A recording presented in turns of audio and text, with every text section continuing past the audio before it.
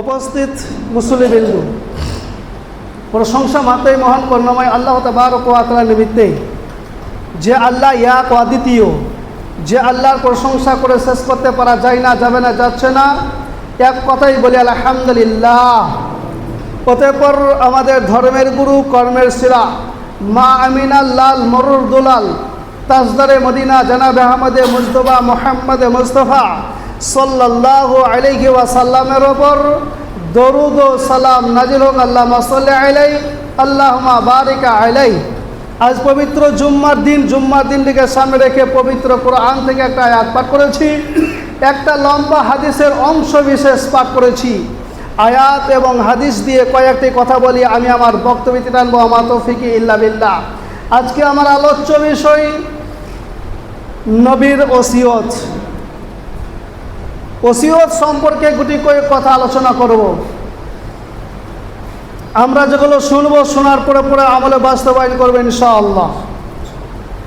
ওসিয়ত আপনি আমিও করতে পারি, করে থাকি। ওসিয়ত অনেক রকমের হয়।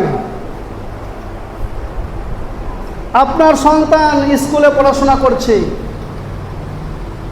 স্কুল যাওয়ার সময় মা তাকে বলবে যে বেটা তুমি স্কুলে যাচ্ছ, দুষ্টুমি করিও না, খারাপ ছেলের সঙ্গে মিশবে না, লেখাপড়ায় মন দিবে, ভালো ছেলের সঙ্গে মিশবে, ভালো ব্যবহার করবে, শিক্ষকের কথা অনুসারে চলবে, ইত্যাদি ইত্যাদি। আপনি আমি মরার আগে সন্তানদেরকে বলে যেতে পারি, ওসিয়তনামা করে যেতে পারি, বলে যেতে পারি যে বেটা 4 ভাই রয়েছ, এই জমি ওই জমি, তুমি এটা নিবে, তুমি ওটা নিবে, তোমার 2 বোনের বিবাহ দিবে ভালো পাত্র দেখে, ইত্যাদি ইত্যাদি। ওসিয়ত অনেক রকমের হয়। তো আমার নবী, তো সারা বিশ্বের নবী, নবী মুহাম্মদ রাসূলুল্লাহ সাল্লাল্লাহু আলাইহি ওয়াসাল্লাম আমাদেরকে ওসিয়ত করছেন, ওসিয়ত করে গেছেন। কি ওসিয়ত? সেই ওসিয়ত সম্পর্কে গুটি কয়েক কথা আলোচনা করব। এদিক ওদিক যাব না, ভূমিকা লম্বা করব না, যেহেতু খুতবার টাইম সংকীর্ণ টাইমের মধ্যে আল্লাহ তাবারক ওয়া তাআলা আমার দ্বারা যতটা বলিয়ে নেবেন বলবো, আমরা যেগুলো শুনবো, শোনার পরে পরে আমলে বাস্তবায়ন করবো ইনশাআল্লাহ। কারণ হলো সারা পৃথিবীর বুকে মানুষ আজকে ত্রাহি ত্রাহি করছে, বিশেষ করে মুসলমান। আমরা মিডিয়ায় অনেক খবরে দেখতে পাচ্ছি যে মুসলমানদের করুণ অবস্থা। মুসলমানদের এমন অবস্থা হয়ে গেছে যে মুসলমানরা আজকে আমরা দেশহারা, কোন জায়গাতে গিয়ে আশ্রয় পাবো এটা আমরা খুঁজে পাচ্ছি না। যেখানেই তাকাচ্ছেন না কেন সেইখানেই মুসলমান নির্যাতন, যেদিকেই নজর দেওয়া হচ্ছে সেইখানে মুসলমান নির্যাতন। আজকে আপনি আমি আরাম আয়েসে জুম্মার নামাজ পড়তে এসেছি, জুম্মার মসজিদে বসে রয়েছি, এসি রুমে বসে রয়েছি, খুতবা শ্রবণ করছি। অনেক মুসলমানের কপালে আজকে জুটছে না এরকমভাবে খুতবা দেওয়া, এরকমভাবে খুতবা শ্রবণ করা, এরকমভাবে সুন্দর পরিবেশে সালাত আদায় করা। অনেক জায়গাতে আছে, অশান্তি ভোগ করছে।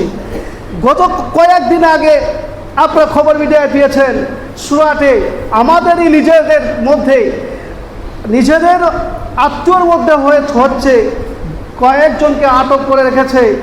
তার মধ্যে আমাদের বীরভূম জেলার 2 জন আছে, বর্ধমান জেলার 1 জন আমার পরিচিত, এরা আমার পরিচিত। তো এরকম কতদিন হবে? আমরা বসে থাকবো কতদিন? সারা পৃথিবীর মুসলমানদের করুণ অবস্থা কেন? আসুন আল্লাহর নবী জনাবে মুহাম্মদ রাসূলুল্লাহ সাল্লাল্লাহু আলাইহি ওয়াসাল্লাম তিনি একটা হাদিস দিয়ে বলে গেছেন, ওসিয়তনামা করে গেছেন, সারা পৃথিবীর বুকে যত মুমিন মুমিনা, যত পুরুষ মহিলা আসবে, এই সমস্ত পুরুষ মহিলাদেরকে আমার ওসিয়তনামাটা তুমি শুনিয়ে দিও। মাস বিন জাবাল, তুমি শুনো রে, আমার এই ওসিয়তটুকু সারা পৃথিবীর উম্মত তাদেরকে তুমি শুনিয়ে দিও। সেই ওসিয়তনামা কি? বিশ্বনবী তিনি বলছেন, ওয়ান মাসদিন জাবালিন রাদিয়াল্লাহু তাআলা আনহু ক্বালা আওসানি রাসূলুল্লাহি সাল্লাল্লাহু আলাইহি ওয়াসাল্লাম বিআশরি কালিমাতিন। বিশ্বনবী 10 খানা ওসিয়ত করে গেছেন। কয়টা বললাম? 10টা। সেই 10টা আমার মনে হয় আজকে সম্পূর্ণ হবে না, তো যতটুকু হবে আলোচনা করব। 10 খানার মধ্যে 1 নাম্বার হলো লা তুশরিকু বিল্লাহি শাইয়া ওয়া ইন কুতিলতা আও হুররিকতা। 10 নম্বরের মধ্যে 1 নাম্বার হলো মাস তুমি আমার উম্মতদেরকে শুনিয়ে দিও। কি? প্রথম নাম্বার যেটা হলো তারা যেন আল্লাহর সঙ্গে কাউকে শরীক না করে, শিরিক নামে জিনিসটা যেন তারা না করে। শিরিক নামে জিনিসটা যদি তারা করে তাহলে আল্লাহ তাবারক ওয়া তাআলা বরদাস্ত করবেন না। আল্লাহ তাবারক ওয়া তাআলা তাদেরকে জাহান্নামে দেবেন। মুআয বিন জাবালকে বলছেন আমার উম্মতদেরকে বলে দিও তারা যেন শিরিক নামে জিনিসটা না করে। যদিও তাদেরকে পুড়িয়ে দেওয়া হয়, যদিও তাদেরকে জ্বালিয়ে দেওয়া হয়, যদিও তাদেরকে মারা হয়, পেটা হয়, তারপরেও যেন তারা শিরিক না করে। শিরিক নামে জিনিসটা শিরিক করছে, কথায় কথায় শিরিক, চলতে চলতে শিরিক। আচ্ছা বলুন, আজকে পৃথিবীর বুকে আল্লাহ নবী বলেছেন যদি জ্বালিয়ে দেওয়া হয়, পুড়িয়ে দেওয়া হয়, মারা হয়, তারপরেও শিরিক করিও না। আজকে আমি গাড়ির ড্রাইভার, গাড়ির মালিক, গাড়ির ড্রাইভার, গাড়ির মালিক, রাস্তায় হাঁটছি, দ্রুত গতিতে চলছি, কোনো জায়গাতে পূজা পার্বণে, কোনো অনুষ্ঠানে তাদের ঠাকুরের নামে এই দাঁড়াও চাঁদা দিয়ে যেতে হবে। আচ্ছা আপনি যদি বলেন যে আমি চাঁদা দিতে পারবো না, তুমি অন্য কিছু নাও, আমি এই পারপাসে চাঁদা দিতে পারবো না, আপনাকে মেরেছে? মারেনি। আপনাকে ধরেছে? ধরেনি। আপনার কোনো ক্ষতি করেছে? করেনি। তারপরেও আপনি সুর করে পকেট থেকে 50টা টাকা, 100 টাকা, 10 টাকা, 20 টাকা বার করে দিয়ে চলে যাচ্ছেন। শিরিক করছেন না? শিরিক করছেন না? তারপরেও আপনার সন্তান অসুস্থ, জ্বর ছাড়ছে না, জ্বর ছাড়ছে না, ইমাম সাহেবের কাছে এসে বলছেন ইমাম সাহেব একটু তেল পানি দেন। তেল পানি ঝাড়া ফুঁকা করে দেওয়ার পরে আপনি 2 দিন 3 দিন অপেক্ষা করছেন, জ্বর ছাড়ছে না, জ্বর ছাড়ছে না, কিন্তু আপনার নিয়ত ঠিক নেই, জ্বর ছাড়ছে না। কোথায় কি করতে হবে? ডাক্তার পানি এখানে ওখানে যাওয়ার পরে কেউ আপনাকে ইশারা দিয়ে দিল যে এমন জায়গাতে দেখা একটা মানে পিরাস্তানা রয়েছে, ওই জায়গাতে যা দেখবি ভালো হয়ে যাবে, দিয়ে আপনাকে একটা তাবিজ দিচ্ছে, ওটাকে লটকে নিয়ে আপনি বেরিয়ে বেড়াচ্ছেন। শিরিক করছেন না? অনেক রকমের শিরিক। যাই হোক, শিরিক নামে জিনিসটা করিও না।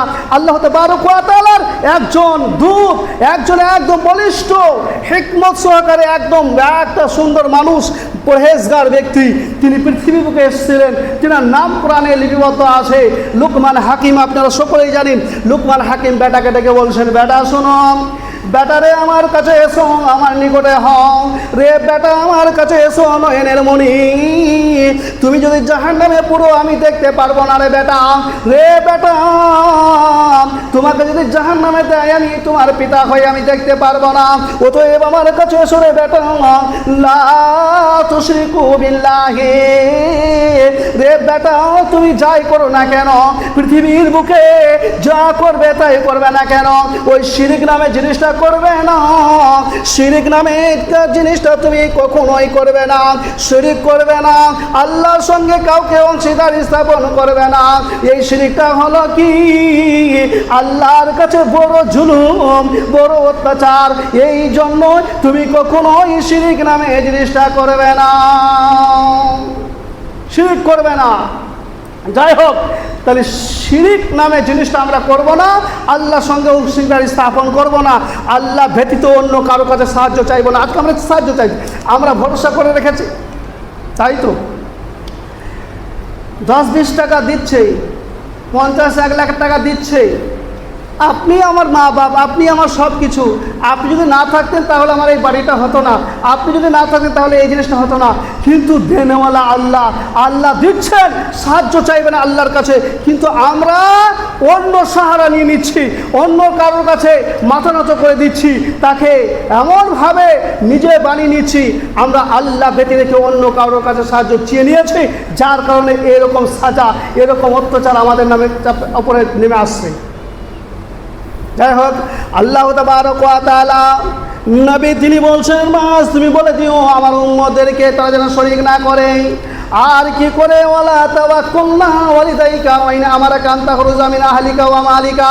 রে মাস আমার উম্মতদেরকে বলে দিও, দ্বিতীয় নম্বর হলো তারা যেন তাদের পিতামাতার কথা মতো চলে, পিতামাতার কথার বাইরে যেন তারা না চলে। পিতামাতা যা বলবে তাই শুনবে, মা বাপ যা বলবে তাই শুনবে, মা বাপের সেবা করবে, মা বাপকে সুন্দরভাবে দেখাশোনা করবে।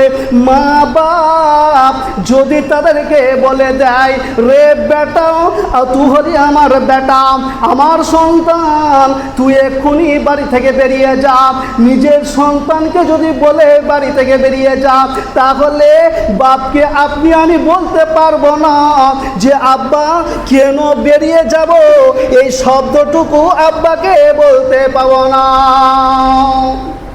বাপ মায়ের সঙ্গে সেবা সদ্ব্যবহার করুন, মা বাপকে সেবা যত্ন করুন, মা বাপকে দেখুন।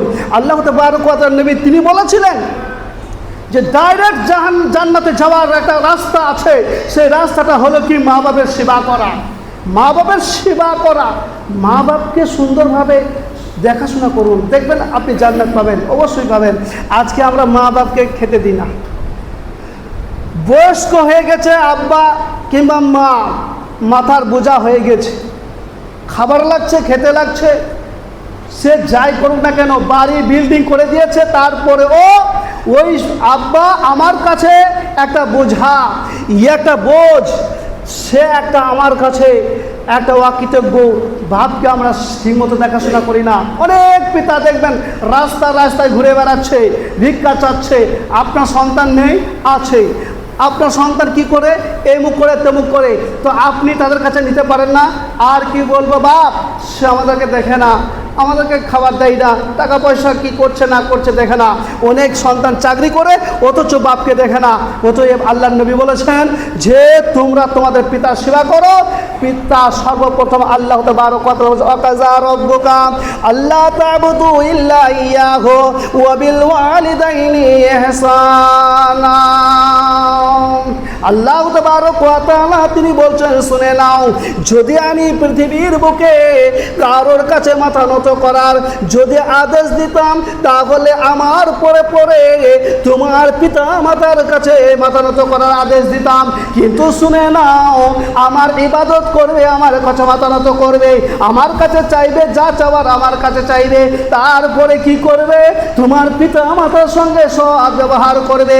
পিতা মাতা যদি বলে, পিতা মাতার কথাতে তুমি উহু শব্দ বাহির করিও না, পিতা মাতা যা বলবে তুমি মেনে নাও, মেনে নাও, মেনে নাও। যদি পিতা বলে শিরিক করো, তাহলে আপনি মানতে হবে না। পিতা যদি বলে মসজিদ যেতে হবে না, মানতে হবে না। পিতা যদি ন্যায়সঙ্গতভাবে যে আদেশগুলো আপনাকে করবে, আপনাকে ঘাড় পেতে সেগুলোকে মেনে নিতে হবে, সেগুলোকে মেনে নিতে হবে। পিতামাতার সঙ্গে সৎ ব্যবহার করুন, পিতামাতাকে দেখুন, কাল কিয়ামতের মধ্যে জান্নাত পাবেন। আজকে আমরা দেখি পিতামাতার সঙ্গে সৎ ব্যবহার করি না, অনেক পিতামাতা কাঁদছে। যাই হোক, দ্বিতীয় নম্বর হয়ে গেল।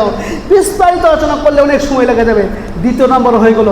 তৃতীয় নম্বরে বিশ্বনবী বলছেন, আজ তুমি বলে দিও, আমার উম্মতদেরকে তুমি জানিয়ে দিও, লা তাতরুকান্নাস সালাতা মাকতুবাতান ফাইন্না মান তারাকাস সালাতা মাকতুবাতান মুতাআম্মিদান ফাকাদ বারিয়াতু মিনহু জিম্মাতাল্লাহি। রে মাস তুমি আমার উম্মতদেরকে বলে দিও, তারা যেন ইচ্ছাকৃতভাবে জেনে শুনে, ইচ্ছাকৃতভাবে জেনে শুনে এক ওয়াক্ত ফরজ সালাত যেন না ত্যাগ করে। আচ্ছা বলুন, আজকে মসজিদে কতজন এসছি, কত ভালো লাগছে, মসজিদটা ভর্তি হয়ে গেছে, মসজিদটা ভর্তি, দোতলা। আবার কেউ চিন্তা করে আরও বাড়াতে হবে কি না, মসজিদ এত মানুষ আসছে শুধু জুম্মার দিনে, এত মুসল্লি আসছে, আজকে কত ভালো লাগছে বলুন তো, পরিবেশটা কত ভালো লাগছে। আচ্ছা, আপনি মুসলিম হিসাবে কি জুম্মার সলাৎটাই যথেষ্ট? মুসলিম হিসাবে কি ঈদের নাম সলাৎটাই যথেষ্ট?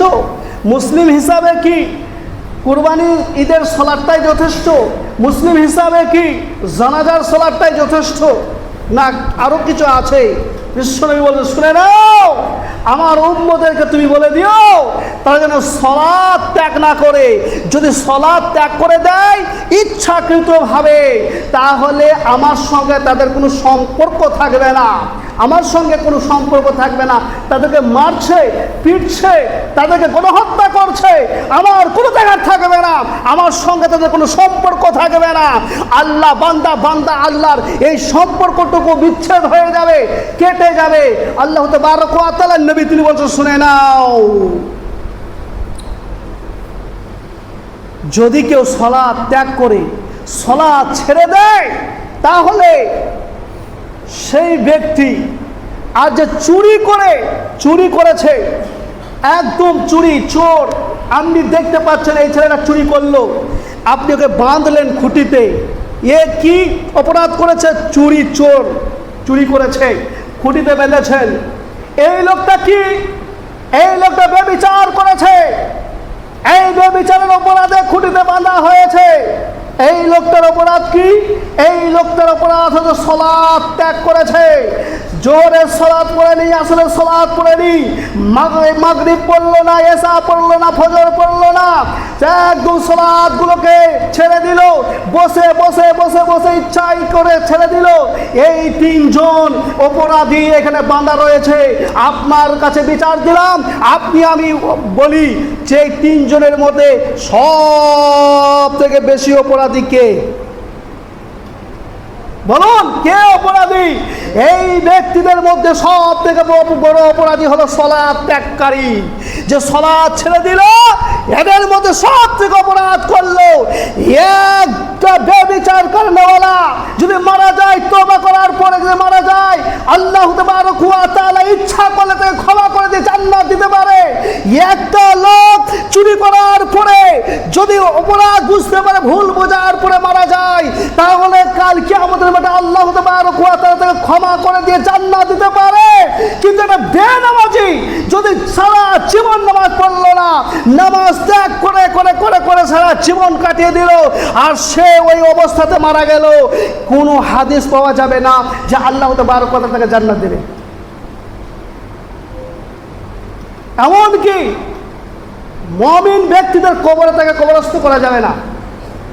আপনার আমার কবরস্থানে দেখবেন আজকে আমভাবে আছে, বেনামাজির কবর, নামাজির কবর, সব বাড়ির কবর এক জায়গায় হয়ে যাচ্ছে, কিন্তু বেনামাজির কবর ওই কবরস্থানেতে হবে না, তাদের জানাজা হবে না, তাদেরকে গোসল দেওয়া হবে না, তাদেরকে একদম তালাই গোটা করে, পাটি বিছান গোটা করে বেঁধে, চট যেমন জল খেয়ে দেয় এরকম ভাবে তাদেরকে ছেঁচড়াতে নিয়ে গিয়ে কবরস্থানেতে কয়েকজন লোক যাবে। মুসলিম হিসাবে তার দায়িত্ব পালন করার ক্ষেত্রে কয়েকজন লোক মুসলিমে যাবে, তাকে কবর দিয়ে চলে আসবে, মাটি দিয়ে চলে আসবে।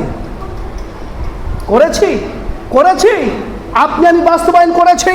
আপনি মনে করছেন আমি নেতা, আপনি মনে করছেন আমি কমিটি, আপনি মনে করছেন আমি গায়ের মোড়ল, আপনি মনে করছেন আমি গায়ের সরকার, আমি নেতা হয়ে গেছি, আমি মাদ্রাসা মসজিদ দেখাশোনা করি, আমার দায়িত্ব রয়েছে। কাল কিয়ামতের মাঠে চাম ছাড়িয়ে দেবে আল্লাহ তাবারক ওয়া তাআলা বলছে, শুনে নাও, কাল কিয়ামতের মাঠে প্রত্যেক দায়িত্বশীলকে কাল কিয়ামতের মাঠে তার দায়িত্ব হিসাবে জিজ্ঞাসা করা হবে। তুমি মসজিদ কমিটি তোমার দায়িত্ব হিসাবে জিজ্ঞাসা করা হবে, তুমি গায়ের মোড়ল তোমাকে দায়িত্ব হিসাবে জিজ্ঞাসা করা হবে। তুমি কি করেছিলে?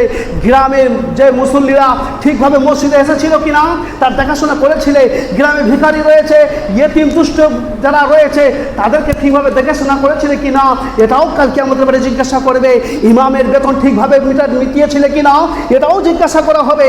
ইমাম যদি কষ্ট থাকে, আপনি আপনার গ্রামের একটা ইমাম রয়েছে, আপনি 3-4 হাজার 5 হাজার টাকা দিচ্ছেন, সেই ইমামটা দুঃখ বেদনা বুকে চেপে রেখেছে যে বাড়িতে গিয়েও অভাব, সন্তান চাইছে 5 টাকা দাও, আর বউ চাইছে শাড়ি দাও, আমুক চাইছে অমুক দাও, দোকানে পাঠিতে সব জায়গাতে তার ঋণে জর্জরিত, আর এই 5-6 হাজার টাকা নিয়ে গিয়ে দিতে দিতে শেষ হয়ে যাচ্ছে, আপনি খবর রাখছেন না। বলুন, দায়িত্ব হিসাবে জিজ্ঞাসা করা হবে। তো বলতে চাইছিলাম কি, লা তাতরুকান্নাস সালাতা মাকতুবাতান মুতাআম্মিদান ফাইন্না মান তারাকাস সালাতা মাকতুবাতান মুতাআম্মিদান ফাকাদ বারিয়াতুন মিনহু জিম্মাতুল্লাহ। যে ব্যক্তিটা সালাত আদায় করে ছেড়ে দিয়েছে ইচ্ছা করে, তা কাল কিয়ামতের তাহলে তার সঙ্গে আল্লাহর কোনো সম্পর্ক থাকলো না। আজকে আমরা অনেক জন ছেড়ে দিচ্ছি। তারপরে বিশ্বনবী বলছেন, মাজ তুমি বলে দিও আমার উম্মতদেরকে, তুমি জানিয়ে দিও, লা তাশরিবান্নাল খামরা ফাইন্নাহু রাসুল কুল্লি ফাহিশাতুন। মাছ তুমি বলে দিও আমার উম্মতদেরকে, তারা যেন শরাব নামের জিনিসটা না পান করে, সে শরাব নামের জিনিসটা যেন সে শ্রবণ না করে, সেই শরাব নামের জিনিসটা যদি পান করে দেয় তাহলে তার সমস্ত গুনাহ হয়ে যাবে। যে শরাব পান করবে তার দ্বারাতে সমস্ত কাজ হয়ে যেতে পারে। আপনি শরাব পান করে এসেছেন, শরাব পান করার পরে এমনভাবে টলতে টলতে আসছেন, আপনার স্ত্রীকে কি বলতে যে কি বলে দিচ্ছেন, আপনার আব্বাকে কি বলতে গিয়ে কি বলে দিচ্ছেন, এই সমস্ত গুনাহগুলো হয়ে যেতে পারে। অতএব মাছ আমার উম্মতদেরকে জানিয়ে দিও, তারা যেন শরাব নামের জিনিসটা যেন তারা পান না করে। আজকে মুসলমান শরাবের ডুবে রয়েছে, মুসলমানের জায়গাতে দেখবেন শরাবের বোতল পড়ে রয়েছে। তাহলে মুসলমান আজকে আমরা কোন জায়গাতে দাঁড়িয়েছি? আজকে হিন্দুদের সঙ্গে মিশে গিয়ে শরাবের দোকানে গিয়ে ঢকঢক করে শরাব পান করে নিচ্ছি, নামাজের ধার ধারি না, রোজার ধার ধারি না, মসজিদের কাছে আসি না, মাদ্রাসার দিকে তাকিয়ে দেখি না, আজকে আলেম উলামার দিকে তাকিয়ে দেখি না। সারা পৃথিবীর বুকে যত মুসলমান নির্যাতিত হচ্ছে তাদেরকেও তাকিয়ে দেখছি না। তাহলে বলুন, আপনি একজন মুসলিম হিসাবে কি দায়িত্ব, কি দায়িত্ব পালন করছেন? পৃথিবীর বুকে বিচারণ করছেন। মুসলিম হিসাবে আপনার নামটা শুধু মুসলমান, আধার কার্ডে মুসলমান, প্যান কার্ডে মুসলমান, আর সব জায়গাতে মুসলমান। আপনার নামটা হলো আব্দুর রহমান, আব্দুল সাত্তার, আব্দুল গাফার, কি নাম? আপনি হলাম মুসলিম, আমার নাম হলো আব্দুর রহমান, প্যান কার্ডে রয়েছে আব্দুর রহমান, আর ভোটার কার্ডে রয়েছে আব্দুর রহমান, আধার কার্ডে রয়েছে আব্দুর রহমান, সব জায়গাতে রয়েছে আব্দুর রহমান। গ্রামের লোকে জানে আব্দুর রহমান, আব্দুল সাত্তার বলে সবাই ডাকে। কিন্তু বন্ধুরে, আল্লাহ তাবারক ওয়া তাআলা তিনি বলছেন, রে মুসলমান, আমার কাছে তুমি মুসলমান হতে পারবে না। আধার কার্ড নেই, ভোটার কার্ড নেই, সালাত নেই, আর তোমার কাছে কোনো ঈমান নেই। আর সালাত না থাকার কারণে ঈমান থাকলো না, আর ঈমান যদি না থাকে আল্লাহর সঙ্গে কোনো সম্পর্ক থাকলো না। আর আল্লাহর সঙ্গে যদি সম্পর্ক না থাকে তাহলে আপনার কোন জায়গাতে গিয়ে আশ্রয় পাবেন বলুন? সারা পৃথিবীর বুকে মানুষ বলছেন তোমার চিন্তা নাই, তোমাকে আমরা দেখবো, চিন্তা নাই, দেখবো চিন্তা নাই, দেখবো চিন্তা নাই। আর যে মেন, সে বলছেন যে আমার কাছে নিরাপদ নেই, আমার কাছে সে ধরা পড়বেই। তাহলে বলুন, আল্লাহর কাছে যদি আমি না হয় তাহলে আমি বেঁচে থেকে কি লাভ পাবো? আজকে আঙুল উঠাই পৃথিবীর বুকে মানুষদেরকে দেখি, আল্লাহ তাবারক ওয়া তাআলা বলছেন তা যেন শরাব না পান করে, শরাবটা যেন না পান করে, আর কি না করে? বিশ্বনবী বলছেন, ওয়াইয়াকা ওয়াল ফিরারা মিনাজ যাহাবে ওয়া ইন হালাকান নাস। বিশ্বনবী তিনি বলছেন, শুনে নাও মাস, আর একটা জিনিস হলো কি, পৃথিবীর বুকে দেখবেন আপনার গ্রামে, পাড়াতে, পাড়া প্রতিবেশীতে, টোলাতে আপনার আড্ডা মারছে কয়েকটা যুবক, আর যুবকেরা কি করছে? একটা মোবাইল নিয়ে গেম খেলছে, দেখবেন ফ্রি ফায়ার, পাবজি গেম খেলছে, ফ্রি ফায়ার গেম খেলছে, মোবাইলে অনেক রকমের তারা দেখছে। ওই জিনিসটা মার মারমার করছে, আপনি গায়ের মোড়ল, গায়ের নেতা, আপনি ওইদিকে পেরিয়ে যাচ্ছেন, আপনি ওই যুবক ছেলেদেরকে কিছু বললেন না, ওই ছেলেদেরকে নিষেধ করলেন না, কয়েকটা ছেলে মিলে তারা তাস খেলছে, জুয়া খেলছে, তাদেরকে নিষেধ করলেন না। আপনার গ্রামে এক জায়গাতে বসে কিছু লোক লটারি কাটছে, আপনি নিষেধ করলেন না। আপনার গ্রামে গান বাজনা হচ্ছে, আপনি নিষেধ করলেন না। আপনার গ্রামে অনেক রকমের খারাপ ইসলামী বিরোধী কাজ হচ্ছে, আপনি নিষেধ করলেন না।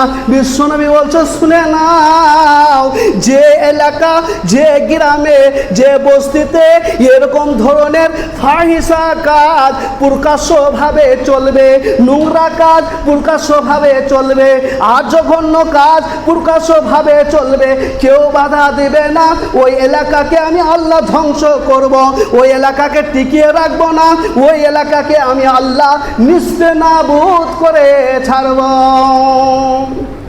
আজকে হচ্ছে তাই, মানা করছি, মানা করতে পারছি, সাহস আছে বুকে? একটা ছেলে, ছোট্ট বাচ্চা ছেলে, সে ওই নোংরা ছবি দেখছে, নোংরা কাজ করছে, মোবাইল নিয়ে ফ্রি ফায়ার গেম খেলছে, আপনি আমি চলে যাচ্ছি, আকা পুরুষের মতো দেখা যাচ্ছি, তাদেরকে নিষেধ করতে পারছি না। এক কারণ হলো একটাই, আমাদের ইমানে পোকা লেগে গেছে, ইমান আমাদের নরম হয়ে গেছে, ইমান দুর্বল হয়ে গেছে। ইমানটাকে সতেজ করুন, আসুন, আগিয়ে আসুন, জাগুন। কতদিন ঘুমিয়ে থাকবেন? আল্লাহ তাবারক ওয়া তাআলা আমাদেরকে যেন জাগার তৌফিক দান করুন, আল্লাহুম্মা আমিন। আল্লাহ, সারা পৃথিবীর বুকে যত মানুষ নির্যাতিত হচ্ছে, আল্লাহ সমস্ত মানুষদেরকে তুমি হিফাজত করো, বলেন আল্লাহুম্মা আমিন। আল্লাহ, আমাদের সম্পদ নিয়ে যারা ছিনিমিনি খেলছে, তাদেরকে তুমি হেদায়েত দান করো, বলেন আল্লাহুম্মা আমিন। আল্লাহ, আমাদের ওয়াকফ, আমাদের সম্পত্তি, আল্লাহ আমাদের কাছে আবার ফিরিয়ে দাও, বলেন আল্লাহুম্মা আমিন।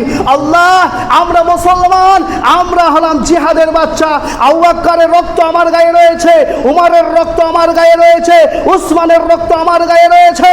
আমি মুসলমান, নবীর, আমি মরণকে করি না ভয়। আমি সব সময় আমি বলতে চাই যে মরলে শহীদ, মরলে শহীদ, জিতলে গাজী, এটাই সমান। আল্লাহ তাবারক ওয়া তাআলা আমাদেরকে রেখেছেন, কাল কিয়ামতের মাঠে জবাবদিহি দিতে হবে মুসলমান হিসাবে।